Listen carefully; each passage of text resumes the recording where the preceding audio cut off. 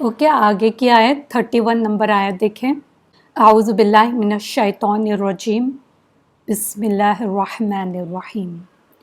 वअल्लम आदमल अस्माअ कुल्लहा थुम्मा अरदहुम अलल मलाइका फ़क़ाल अंबिऊनी बिअस्माइ हाउलाई इन कुंतुम सादिक़ीन।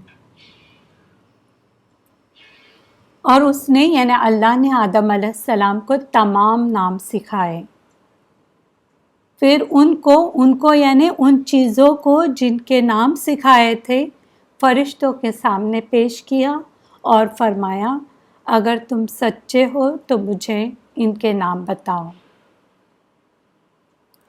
इससे पहले अल्लाह ने फरिश्तों के सवाल या जो ताज्जुब था फरिश्तों का, उसका ज़िक्र किया। अब यहाँ अल्लाह उन्हें मज़ीद तफसील के साथ जवाब दे रहा है और तफसील उसकी। आदम अलैहिस्सलाम की तख्लीक करने के बाद सबसे पहले उन्हें जो नेमत दी गई थी, सबसे बड़ी नेमत वो थी इल्म की नेमत। वैसे भी तालिब इल्म करता है क्या है, पहले सीखता है ना। तो आदम अलैहिस्सलाम एज अ तालिब इल्म, तो पहले उनको सिखाया गया, सीखे वो, उसके बाद वो दूसरों को सिखाता है ना तालिब इल्म। तो पहले उनको सिखाया गया। अगर कोई सही तालीम हासिल किए बग़ैर किसी को सिखाना शुरू कर दे तो क्या होता है, अपनी मर्ज़ी का दीन बनाना शुरू करेगा वो इंसान, जो सीखा ही नहीं अपनी तरफ से कुछ ना कुछ बातें ऐड करके बता देता है। इसलिए सबसे पहला स्टेप सीखने का होता है, उसके बाद सिखाने का। सबसे पहली आयत भी इल्म हासिल करने के बारे में ही नाजिल हुई थी। क्या थी वो? इक़रा बिस्मि रब्बिकल लज़ी खलक़। पढ़ो, एजुकेशन के बारे में ही थी, इल्म के बारे में ही थी।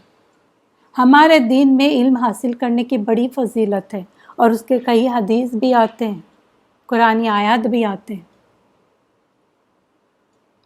खैर, वअल्लम आदमल अस्मा कुल्लहा, और उसने यानी अल्लाह ने आदम अलैहिस्सलाम को तमाम चीज़ों के नामों की तालीम दी। अब यहाँ जो अल्लमा आया हुआ है, अल्लमा, ये फ़अल के स्केल पे देखें, इसका मतलब होता है बतदरीज, स्टेप बाय स्टेप, ग्रेजुअली सिखाया। एक होता है ना जल्दी जल्दी सिखाना, एक कुछ स्टूडेंट को शौक बड़ा होता है कि हम जल्दी जल्दी कोई ग्रामर की क्लास करा दें, 1 महीने के अंदर हमको कंप्लीट करनी है। कुछ आते हैं मेरे पास स्टूडेंट, कहते हैं हमको 1 महीने में तजवीद पढ़ा दें या 1 महीने में ग्रामर पढ़ा दें। हाँ, ऐसे भी लोग होते हैं जो पॉसिबल नहीं होता है और पढ़े तो भी ऊपर से निकल जाता है। पढ़ाने का, पढ़ने का तरीका होता है, सीखने का एक तरीका होता है, बतदरीज, ग्रेजुअली। 1 दिन में नहीं सीखा जाता या 1 महीने में पूरा कोर्स नहीं किया जाता। तो अल्लमा, बतदरीज, ग्रेजुअली अल्लाह ने सिखाया। अल्लाह ताला ने आदम अलैहिस्सलाम को सारे नाम सिखाए। अभी किस चीज़ के नाम सिखाए, इसके बारे में बहुत सारी तफसीरें आती हैं।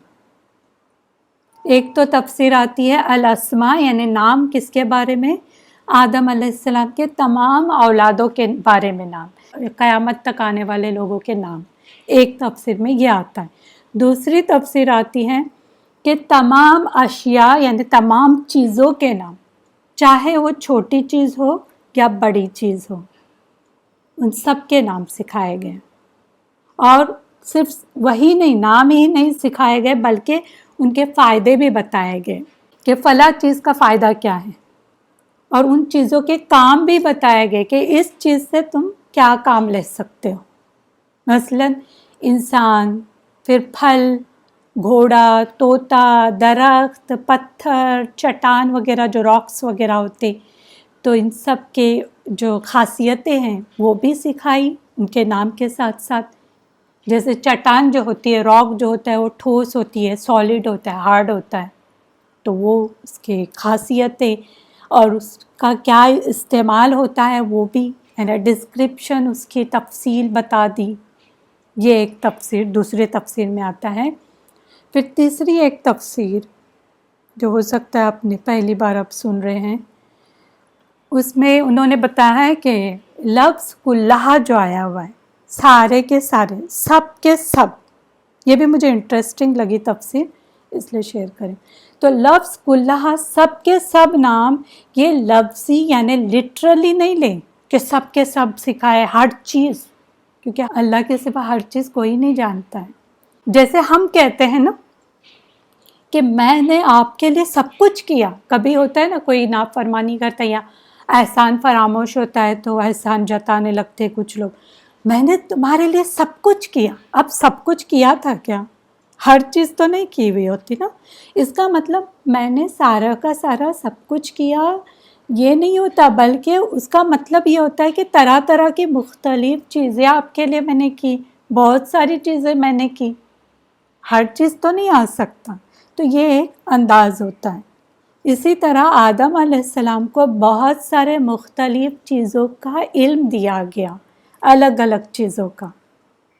ویسے بھی یاد رکھے کہ علم کوئی بھی ہو، سب سے پہلے کیا سکھایا جاتا ہے؟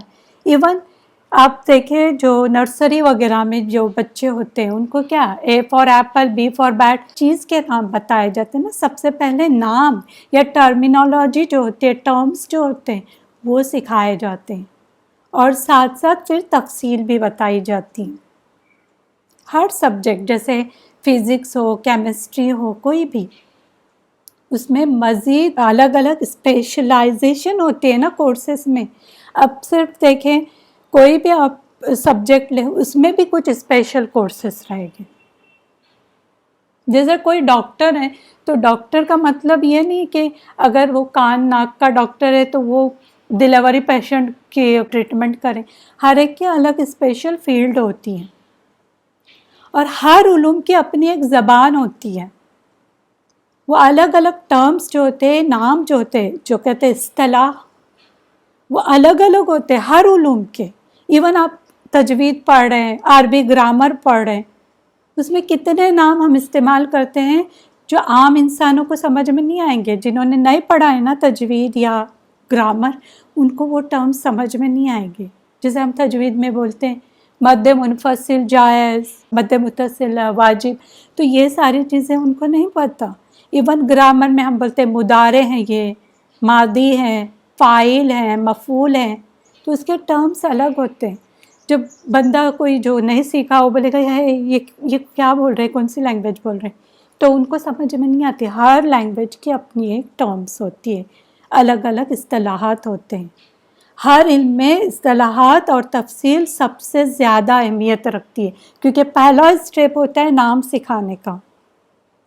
اسی کی لوگ آگے گہرائی میں اسٹڈی کرنے لگتے ہیں. اچھا کوئی چیز پتہ چلے اس کو گہرائی میں لینا شروع کرتے ہیں، اس کی بہت ریسرچ ہو جاتی ہے. کوئی بھی چیز تو اس کی اسٹڈی کرنا شروع کرتے ہیں، اور اس کنسیپٹ کو اور زیادہ واضح کرتے کرتے نسل در نسل یعنی جنریشن آفٹر جنریشن وہ علم میں زیادہ ترقی کرنے لگتے ہیں، بہت زیادہ ایڈوانس ہو جاتے ہیں. ایک نسل کے بعد دوسری نسل. اب دیکھیں پہلے کیا تھا، ٹیلی فون تھا، گھمانے والا ٹیلی فون، وہ بھی کتنے دنوں بعد آ گیا تھا. اس سے پہلے بھی کچھ اور چیزیں ایسی تھیں. تو اس کے بعد پھر آہستہ آہستہ آہستہ کر کے یہ ہم موبائل پہ آ گئے، ٹچ اسکرین آنی شروع ہوئی. تو یہ ایڈوانس ہو گئے، جنریشن آفٹر جنریشن کیا ہو گیا، ایڈوانس آ گیا، ترقی ہوتے گئی. یعنی یہ نام جو ہے ٹرمینالوجی ہے وہ کیا ہے، ایک بیج ہے، سیڈ ہے، سیڈ جو آہستہ آہستہ گرو ہو رہا ہے. اسی طرح آدم علیہ السلام کو یہ بیج دی گئی، سیڈ دی گئی، جسے نسل در نسل نے استعمال کی اور ترقی کرتے کرتے آج ایڈوانس ہو گئے وہ، اور آگے اور ایڈوانس ہونے والے ہیں. ابھی تو کہتے کیا کیا چیزیں آنے والی ہے. شاپنگ کریں گے تو ایسے کہ کپڑوں کی دکان آن لائن دکھے گی اور پہن بن کے بھی دیکھیں گے گھر میں بیٹھے بیٹھے، مارکیٹ میں جانے کی ضرورت نہیں ہوگی. اور بھی کئی چیزیں. یہ کیا ہے، ایڈوانس ٹیکنالوجی. کیسے آئی، پہلے ٹرمز شروع کیا، پھر اس کے بعد اس میں ڈیٹیل اسٹڈی کرتے کرتے یہاں تک ایڈوانس ہو گئے، اور بھی ایڈوانس ہونے والے ہیں. تو تمام علوم جو ہے، سائیکولوجی ہو، بائیولوجی ہو، سوشیولوجی ہو، کوئی بھی علوم، दरअसल आदम अलैहिस्सलाम के इल्म का ही एक्सटेंशन है। ये जो हम पढ़ रहे हैं आजकल, दुनिया ये स्टडी कर रहे हैं, वो क्या है, उसी का एक्सटेंशन है, वो बीज का एक्सटेंशन है। बहुत सारे दूसरे मज़हबों में क्या होता है कि अगर उन्हें दीन सीखना है ना, आप देखिए अक्सर मज़हब में क्या कहते हैं, अगर उनको दीन सीखना है तो दुनिया के इल्म और दुनिया के जो काम है उसको छोड़ दो, सिर्फ दीन में लगो। आप क्रिश्चियनिटी या कोई भी रिलीजन देखें, वो एक तरफ रखो, दुनिया को अलग कर दो और तुम अलग हो जाओ। लेकिन हमारा दीन इसकी इजाज़त नहीं देता, बल्कि दीन और दुनिया को साथ लेकर चलने कहता है, दोनों को साथ लेकर चलना है। दुनियाई इल्म हासिल करना कोई बुरी बात नहीं है, बल्कि एनकरेज किया गया है। अब ये मैंने तीसरा आपको बताई तफसीर के बारे में, कुल्लाहा की वजह से। अच्छा, चौथी भी एक तफसीर आई हुई है, वो उन्होंने बताया कि जो सारे नाम सिखा है ना, इसमें उन्होंने बताया कि तमाम बोलियाँ, ज़बानें, जैसे इंग्लिश, मराठी, गुजराती, उर्दू, अरबिक, ये सारे लैंग्वेज, ये भी एक तफसीर आई हुई है। ओके, तो अलग अलग उलमा ने अलग अलग तफसीर की भी है, वल्लाहु आलम। अल्लाह ताला ने हमारे वालिद आदम अलैहिस्सलाम को एक ख़ास हैसियत बख्शी और फिर उन्हें इल्म से नवाजा, खलीफा बनाया, उनको इल्म से नवाजा। इसमें हमारे लिए एक बड़ी इज़्ज़त की बात है, वालिद को हमारे इतनी इज़्ज़त बख्शी गई, लिहाजा हमें क्या करना चाहिए, हमें सिर्फ़ और सिर्फ अल्लाह ही की इबादत करनी चाहिए। आप घूम फिर के आए सभी हर आयत से, एट लास्ट लेसन याद रखना है कि हमें सिर्फ़ और सिर्फ अल्लाह की इबादत करनी चाहिए। जब अल्लाह ने इतनी नेमतें हमारे लिए दी हुई हैं, इल्म की भी नेमत होती है ना, मैंने पहले ही कहा, मादी नेमतें और मानवी नेमतें दोनों दी है अल्लाह ने। आगे, सुम्मा आरदहुम अलल मलाइका, फिर उन्हें फरिश्तों के सामने पेश किया। पहले क्या किया, आदम अलैहिस्सलाम को सारे के सारे नाम सिखाए और उन्हें फिर फरिश्तों के सामने पेश किया। आरदहुम, देखिए हुम आया हुआ है, इस पर गौर करें, आरदहुम, हुम का सीगा, हुम ज़मीर आई हुई है।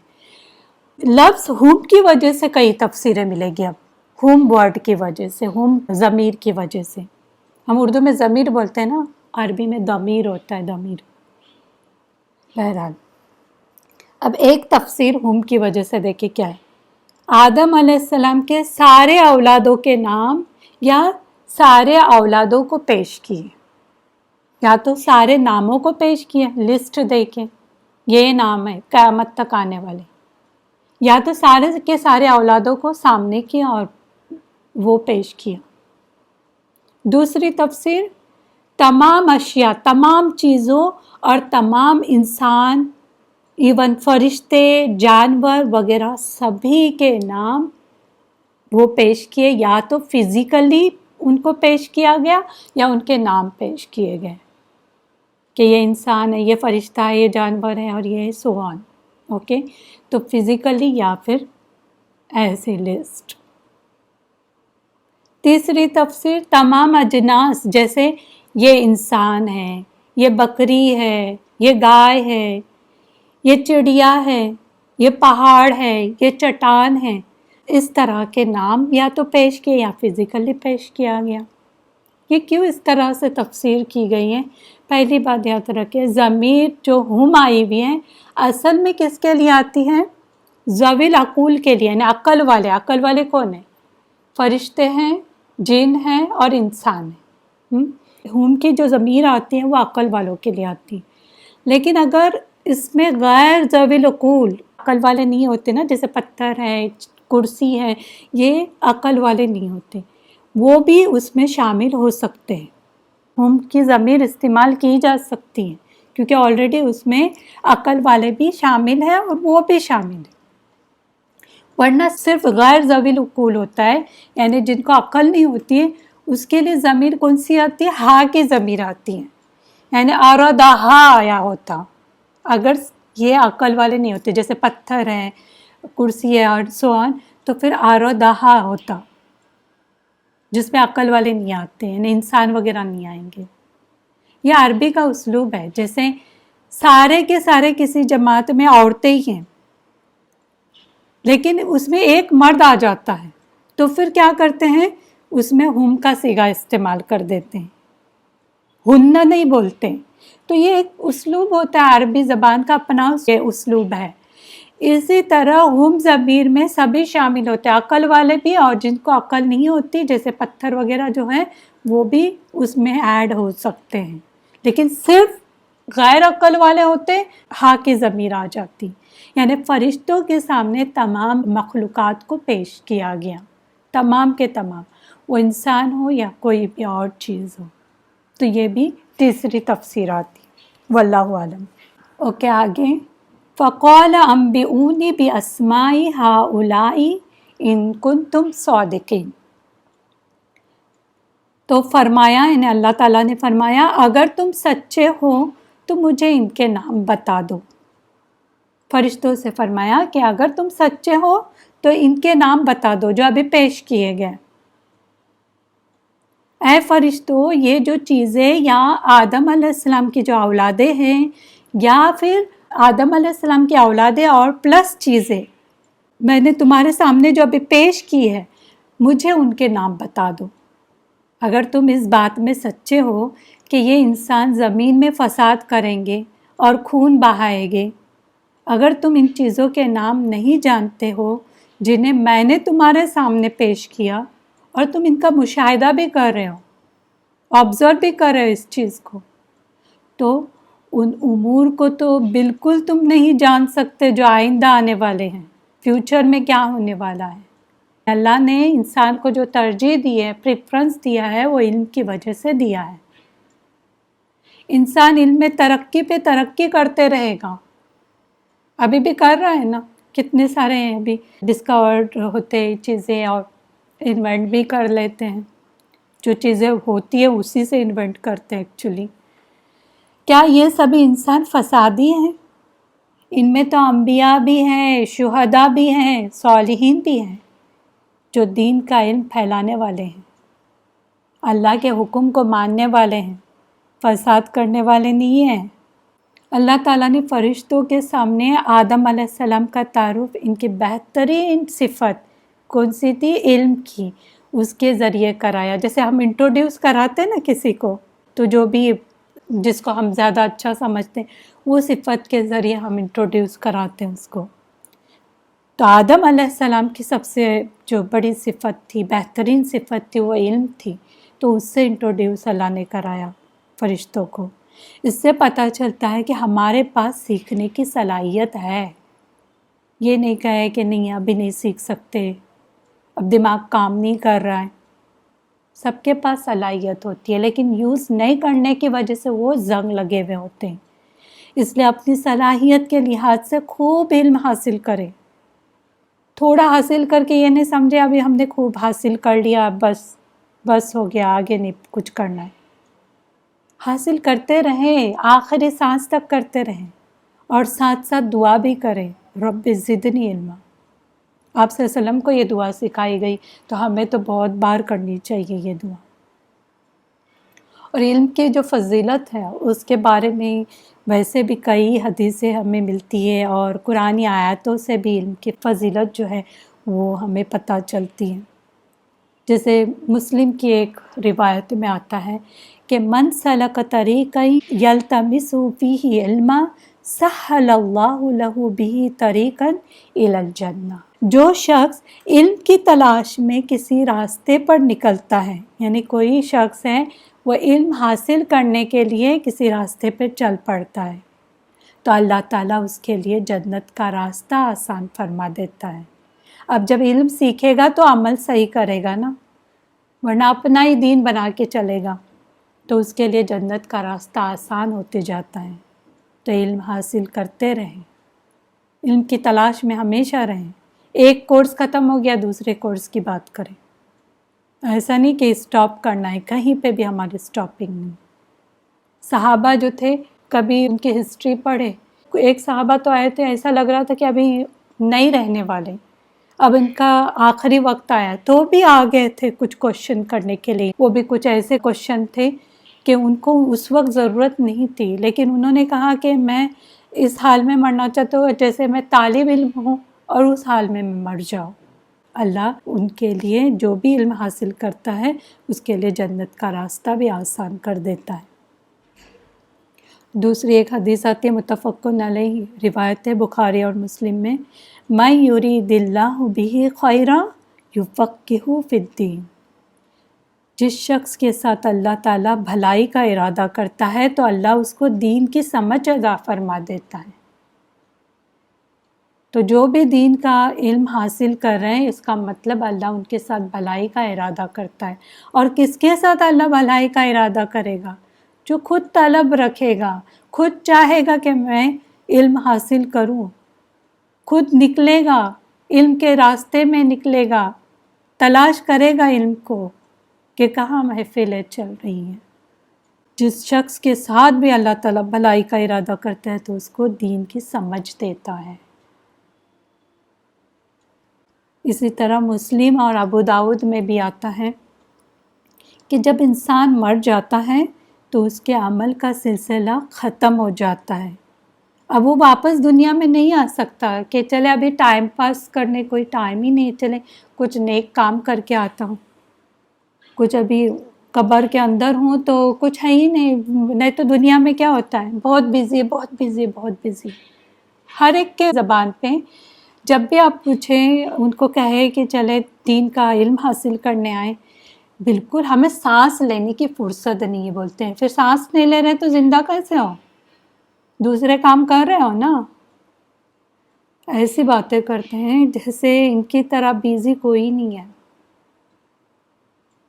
اب اگر وہ کہیں قبر سے اٹھ کے چلے میں تھوڑا کام کر کے آتا ہوں تو نہیں آ سکتا وہ انسان، ختم ہو گیا، اس کا جو ٹائم تھا ختم ہو گیا۔ جو کرنا تھا دنیا میں کر لیتا ہوں۔ ہر ایک کے پاس 24 گھنٹے ہیں نا، پہلے بھی لوگوں کے پاس اتنے ہی تھے، آج ہمارے پاس بھی اتنے ہی ہیں۔ انہوں نے کتنے کام کیا اور ہم کتنے کر رہے ہیں؟ ہم تھوڑا سا 1-2 گھنٹہ کام بھی کیے تو کتنے بول کے سناتے لوگوں کو کہ ہم قرآن کی تفسیر کر رہے ہیں، سیکھ رہے ہیں، سکھا رہے ہیں۔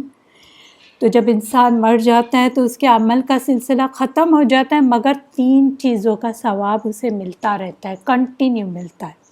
وہ بھلے ہی قبر کے اندر چلا گیا، واپس نہیں آ سکتا، لیکن اسے وہ ثواب ملتا رہتا ہے۔ ایک پہلا صدقے جاریہ، جو بھی وہ صدقے جاریہ والا کام کرے، ایسی کتابیں چھپوائے اوتھینٹک، یا تو کوئی کنواں کھدوائے، کسی کے لیے پانی کا انتظام کرے، مسجد بنوائے، بشرط یہ کہ شوئنگ آف نہ ہو، ریاکاری نہ ہو، لوگوں کو دکھاوا کرنا نہ ہو، کیونکہ انما الاعمال بالنیات ہے نا،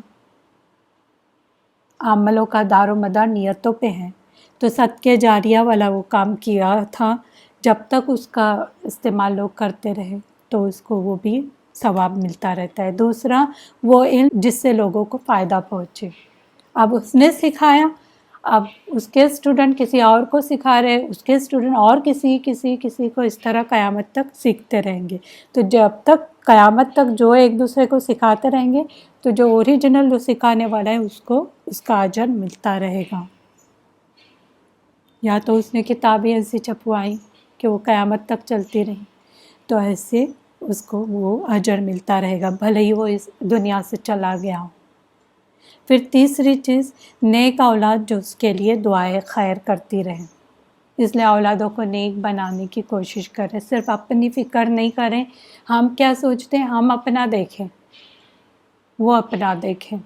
ہم جب دنیا کی بات ہوتی ہے نا تو ان کا بھی دیکھتے ہیں، ہمارا بھی دیکھتے ہیں، لیکن جہاں دین کی بات آتی ہے تو کہتے ہیں نہیں وہ اولاد ہی نافرمان ہے، ان کو کیا بول کے فائدہ، بالکل دھیان نہیں کرتے۔ لیکن دنیا کی چیز اگر وہ یہاں وہاں کرے تو پریشان ہوتے ہیں کہ کیسے پاس ہو جائے گا، کیسے ڈگریاں ملے گی۔